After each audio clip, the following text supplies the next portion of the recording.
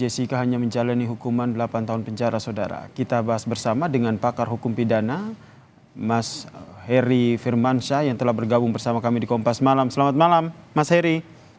Selamat malam Mas Yaser, Ini salam. jadi perbincangan hingga malam ini terkait dengan Jessica Wongso yang akhirnya bebas bersyarat begitu. Ini kalau kita lihat ini kan Jessica ini kan mendapatkan remisi total ada 58 bulan 30 hari dan hanya menjalani hukuman 8 tahun penjara. Jadi menurut Anda ini bebas bersyaratnya ini sudah sesuai aturan atau loh kok terlalu cepat? Iya, kalau kita bicara dari sisi normatif Mas Yaser, Heeh. itu memang sejalan dengan aturan undang-undang ya. Ada hak dari narapidana, jadi bukan hanya hak tersangka, hak terdakwa, tapi terpidana juga punya hak, termasuk misalnya mengajukan peninjauan kembali. Tapi di Undang-Undang Nomor 22 tahun 2022, Mm-mm. dan Peraturan Menteri Hukum dan HAM 16 tahun 2023 itu diatur salah satunya adalah pembebasan bersyarat atau PB yang kita bahas sekarang ini ya. Syaratnya untuk bisa mengajukan PB itu adalah misalnya berkelakuan baik tadi ya, kemudian juga mengikuti proses pembinaan yang sudah dilaksanakan di lapas, tertib dia melakukan hal itu, dan juga terjadi penurunan tingkat resiko. Itu poin di pasal 10. Kita harus memperhatikan hal itu. Nah, dan sudah menjalani 2/3 masa pidananya. Nah, dalam konteks bahwa secara normatif sudah dilaksanakan, mungkin iya. Tapi Mm-mm. yang menjadi persoalan adalah pasti pertanyaan besarnya untuk skala kasus yang kemudian yang dibidik kemarin di kasusnya Jessica Wongso ini kan ancaman pidananya juga tidak kecil ya.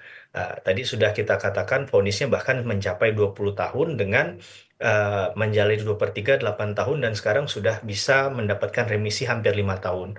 Nah, inilah logika hukum yang belum bisa terpecahkan sampai pada saat ini karena tadi saya juga mendengar sekilas dari jawaban dari Pihak Kemenkumham. ya Kemenkumham itu kan disampaikan mungkin hanya berkelakuan baik hanya dalam tataran itu. Nah, ini kan masih absurd ya menurut saya Mm-mm. kelakuan baik apa yang dilakukan karena ini perlu dibuka seterang-terangnya ke publik, bukan hanya untuk Kak Jessica saja kan diperlukan PB ini, tapi juga narapidana yang lain juga punya akses dan harusnya memiliki katakanlah hak yang sama untuk memperoleh katakanlah PB tadi. Oke, ini maksud Anda masih absurd ini apa? Ya, tadi dalam konteks berkelakuan baik ini kan terjemahannya bisa panjang tafsirnya, Mas. Mm-mm. Mas bisa mengatakan tindakan A, misal memberikan donor darah itu sudah berkelakuan baik, misalnya kan. Sedangkan dalam konteks itu, apakah kemudian ada disebutkan secara terukur, secara Mm-mm. tepat, tindakan-tindakan apa yang masuk kategori dalam misalnya berkelakuan baik tadi, serta program apa saja yang sudah dilaksanakan oleh Jessica. Ini mau tidak mau harus dijelaskan ke publik karena mengingat bahwa kasus Mm-mm. ini sangat menyita atensi publik di tahun 2016 awal saat itu ya, Mas. Jadi menurut Anda mendorong agar pihak Kemenkumham ini menjelaskan secara detail begitu apa alasannya sehingga Jessica Wongso yang harusnya 20 tahun penjara ini akhirnya mendapatkan remisi yang cukup banyak begitu 58 bulan 30 hari dan akhirnya bisa bebas bersyarat. Ya menurut saya itu rasio yang masuk akal. Ini memang kewenangan. Saya tadi katakan sudah memang ada di aturan undang-undang. Mm-mm. Tapi ini mendapat jadi pembelajaran publik juga.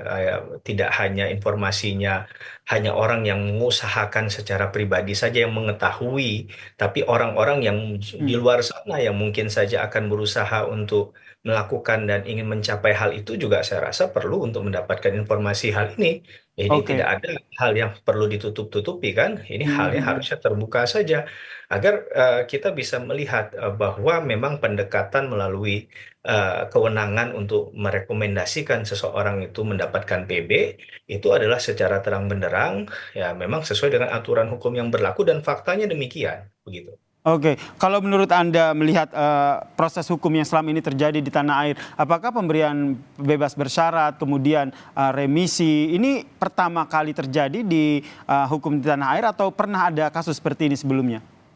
Tentunya tidak ya, sudah banyak kasus yang mengilhami kemudian munculnya PP, munculnya undang-undang yang dan juga peraturan Menteri Hukum dan HAM yang mengatur tentang pembebasan bersyarat. Maka ini tentu Mhm. bukan satu-satunya, bukan pertama kali.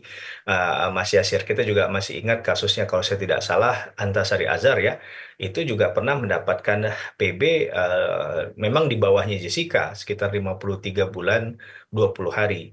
Tapi kan apakah kemudian kita bisa membandingkan kasus itu apple to apple kan juga maaf, kita bisa mengeneralize semua kasus kan tidak ya. Maka kita akan melihatnya mungkin apple to apple karena dari proses perjalanan sidangnya, pembuktian dan lain sebagainya juga kan pasti berbeda. Dan apa yang dijalani, apa yang dilakukan oleh masing-masing individu juga pastinya berbeda. Maka ini yang tadi saya katakan Mhm. ada ruang-ruang yang khawatirnya jangan sampai ini kemudian jadi domain untuk menafsirkannya dengan sekehendak hati misalnya. Tapi memang berdasarkan faktual karena ya tentunya orang awam akan bertanya-tanya. Jangankan orang hukum saja mungkin pasti akan masih menanyakan ya yang tidak langsung mengikuti kasusnya. Bahkan Termaksud Anda yang juga menanyakan, jangan-jangan ini ada hal yang janggal begitu? ya termasuk saya termasuk salah satu yang mungkin mempertanyakan karena angka 5 tahun itu bukan bukan hal yang sedikit, Mas. Ya Mhm. siapa satu hari saja seseorang itu didiskon, saya juga lawyer begitu ya. Jadi ketika dia mendapatkan misalnya vonis yang kita bicara vonis ya, vonis yang kurang dari tuntutan 1 hari saja 1 bulan itu bahagianya sudah luar biasa.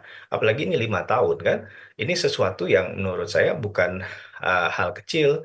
Hal Mhm. sepele memang menguntungkan bagi Jessica tentunya. Tentu ini harapan Jessica yang kemudian disampaikan oleh pihak kuasa hukum juga.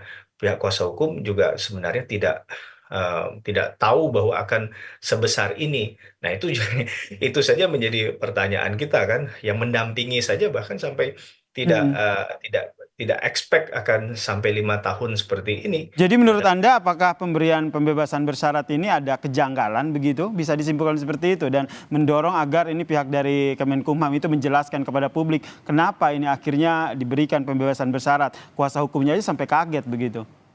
saya lebih sepakat mengatakan begini, bahwa jangan Gimana, Mas? sampai Mhm. membuat tafsir ya, yang kemudian bisa dilakukan dengan sekehendak hati, kemudian juga mencederai rasa keadilan masyarakat.